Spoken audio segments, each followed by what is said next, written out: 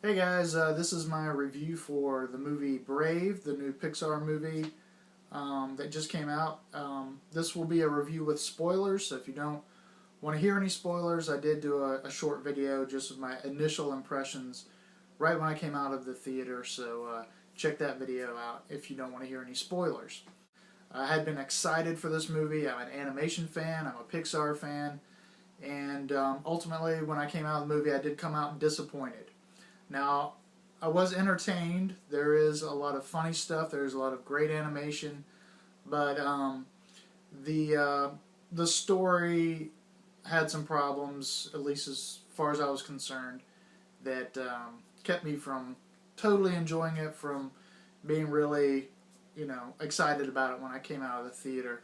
The princess finds out that she has to marry a suitor in the tradition that that they have, and there's three suitors from the Scottish clans that are competing for her hand in marriage.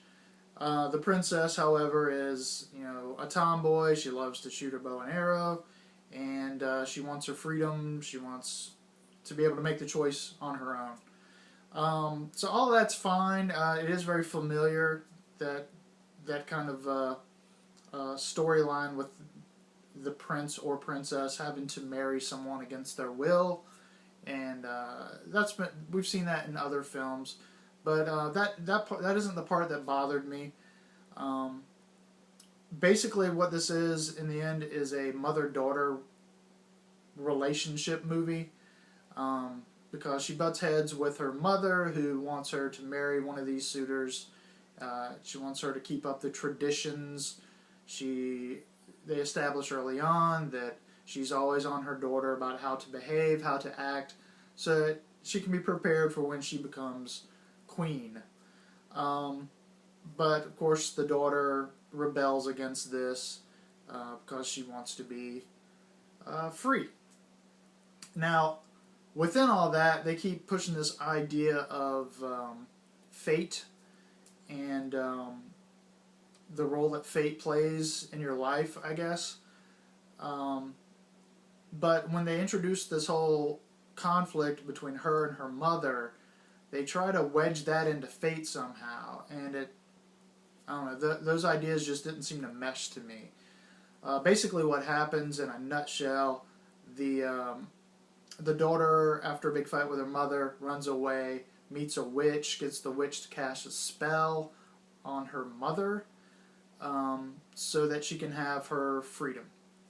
Um, and just within that decision, I was starting to not really quite. Uh, that decision didn't really work for me as far as how her character should react. If she finds a witch who can cast a spell to do something, why not cast a spell to keep her from having to get married to one of these suitors directly? Why go through the extra step of changing her mother somehow so that she can have the freedom not to have to marry one of these suitors? So basically, the spell is to change her mother somehow. But as with many fairy tales or stories like this, the spell that you ask for isn't the spell that you get. And in this case, her mother is turned into a bear. Um, that is the rest of the movie. Most of the movie. Her mother as a bear. And, they don't really show this in the trailers or anything. They were trying to keep an air of mystery about it, which is fine. I was excited that they didn't give away a lot of information about this movie beforehand, but the images they showed didn't really seem like it'd be a movie about a mother and a daughter relationship.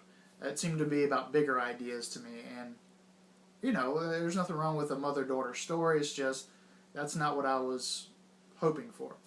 And that's part of the disappointment for me. I think if they had shown some of these things in the trailers, then maybe I'd been prepared for it and not as disappointed. But anyway, so her mother is turned into a bear, and then there's a whole thing with her father, who had been attacked by a bear, had lost his leg to a bear, and has always telling these stories about that big conflict with the bear. So it establishes early on that her father hates bears, and of course, that's obviously going to play a role in the story. There's a whole thing with the princess sneaking her mother, who is a bear, out of the castle. I should also mention the mother still has her intelligence for most of this transformation. In other words, she's still the queen in personality, but she can't speak. She's trapped in a bear body, so she tries to communicate through gestures and looks and things like that. Some really good animation. I'm a huge Pixar fan, so they did not disappoint as far as the quality of the animation. So they sneak out of the castle, and then they go through a thing of a montage of the daughter teaching the mother how to act a little bit like a bear as far as catching fish and eating the fish. And that's seems to take place over a day and a night. They find out how to break the spell. Has to do with a tapestry that the princess had torn in a fit of rage. It was a tapestry of the queen, the king, and the princess, the daughter. And when she ripped the tapestry, she ripped herself away from her mother. So a little heavy-handed symbolism there. But in order to break the spell, she has to mend the bond. Of course, it's not just physically mending the tapestry, but it's the mending of the bond between mother and daughter. So the movie really is just about the mother and daughter learning to get along. So they bond through the montage, I guess. But when they find out they have to break the spell, they need to fix the tapestry. They have to sneak back into the castle. So we spent a lot of time sneaking out of the castle. Now we're sneaking back into the castle. I just got a little bored with that. Now, as part of that sneaking into the castle, the three clans that have gathered have just been congregating in the big hall of the castle for all of that time, evidently, with the king kind of stalling for time until a decision is made about what suitor is going to be chosen. So for some reason they're still crowded there, and so the mother, the queen bear, is trying to sneak past the crowd while the princess diverts their attention by giving a speech in the middle of the hall. There's a big lapse in logic there to me, because the princess is surrounded by a crowd. She's not just facing a crowd. She has people behind her. So she can see her mother sneaking past the crowd, but so can everybody behind her. And I don't understand why the people behind her, including her father, who hates bears, why they don't see this big bear just kind of sneaking by the crowd. Because at one point, the princess, in order to keep their attention, announces that she will make a decision on which suitor is going to marry her.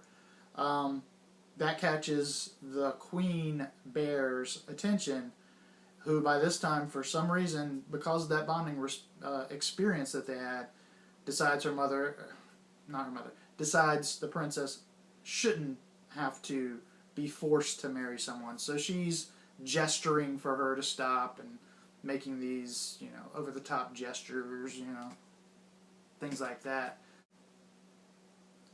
The people behind the princess should see the big bear making these gestures. So that took me out of the film. Anyway, so by the end, there's the tapestry gets sewn back together. Of course, the clan all chases the bear out of the castle. So there's a big climactic chase, and not only the big chase, but there's another bear established early on in the film that's, this huge threatening bear that is the same one that took the king's leg, who evidently was a king from long ago that had turned on his 3 brothers who were also kings, and he had asked for a witch for a spell to make him as strong as 10 men. That witch turned him into a bear. It's the same witch, and evidently this witch only has one spell, and it's just to turn people into bears, because that king got turned into a bear, the queen got turned into the bear. The queen got turned into a bear by eating a magic cake that the princess brought back to her. The princess has 3 little brothers who are very entertaining in the movie. There's a lot of funny stuff in this movie, so that aspect of it will keep you entertained. But she has 3 little brothers who are very rambunctious. That part of it's really well done. They never speak. They're just always into trouble and things like that. But they got a hold of the magic cake, so they're also bears. So the queen's a bear, her 3 sons are a bear, and then there's this other king from long ago who's the big bad bear. I say that because by the end, there's a big fight between the queen, who's still a bear, and that former king, who's this humongous bear. So she's protecting people from this bear in this big fight. Very well animated. Those scenes are exciting. And of course she kills the bear, and by that time the princess has mended the tapestry, but when she brings it to her mother's still a bear, so they're all sad, and we're supposed to think that her mother's going to be a bear from now on, which we know isn't true. We know, it's going to have a happy ending, and it does. The princess wraps the tapestry around her mother as the sun starts to rise, because if they haven't mended those bonds by the second sunrise, I believe that was the terms of the spell, then it would be permanent. She wraps it around her mother as she's hugging her mother, and once you see the tapestry completely cover the mother, you know the transformation is taking place, and it does, and it's a happy ending. So, again, the main problem I have with the movie is just the whole storyline of the mother being turned into a bear, because a lot of it is kind of a lot of goofy humor of this queen still trying to act like a queen, but she's in the form of a bear, and the hijinks that kind of ensue with that. So I was really expecting something more. I'm not sure what, but I was expecting something a little more to deal with fate and destiny, and this was more to do with mothers and daughters and learning to get along, which, that's a fine idea, but it's just not as grand and epic as what I was hoping for. So I did walk out of the movie disappointed, but I did get some entertainment value out of it. I probably would have enjoyed it more as a rental rather than going to the theater, so that might be something you might want to consider. But if you do have kids and want to see this, I think they'll still have a great time. They probably won't have the problems that I had with it,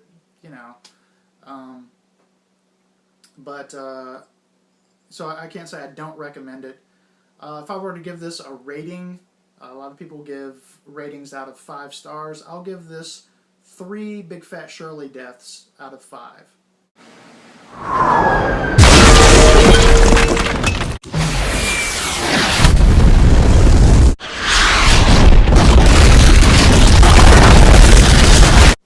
Because it is a little better than average, just based on the animation and the humor throughout. I did find myself laughing quite a bit. So again, 3 Big Fat Shirley kills out of 5. Thanks for watching.